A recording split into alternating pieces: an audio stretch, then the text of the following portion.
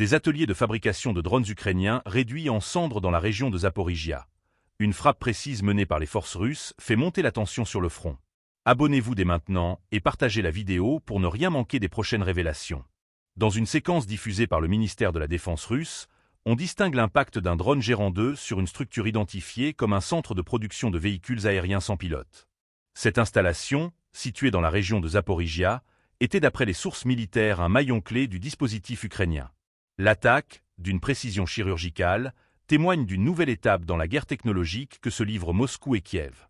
D'après les mêmes sources, ce n'était qu'un volet d'une opération plus large. Dans la foulée, les forces russes ont également visé le bastion ainsi que le point de déploiement temporaire de la 82e brigade d'assaut aérien ukrainienne dans les environs de Sofiivka. Cette unité, considérée comme l'un des éléments les plus aguerris de l'armée ukrainienne, opérait sur une zone jugée stratégique pour le maintien de ses lignes dans le sud du pays. La destruction de ces infrastructures est un coup dur pour Kiev. D'un côté, les chaînes de production de drones, essentielles aux opérations de reconnaissance et aux frappes de précision sur le front, se retrouvent neutralisées. De l'autre, le repositionnement contraint des unités d'élite, telles que la 82e brigade, pourrait affaiblir la résistance ukrainienne sur un secteur où les combats sont intenses depuis des semaines.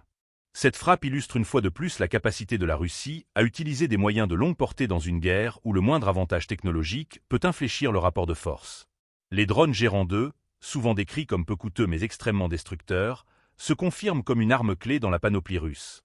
Leur emploi, désormais fréquent dans les opérations sur le territoire ukrainien, traduit une volonté d'épuiser méthodiquement les ressources stratégiques adverses. Du côté ukrainien, ce revers intervient dans un contexte où les pertes matérielles commencent à peser.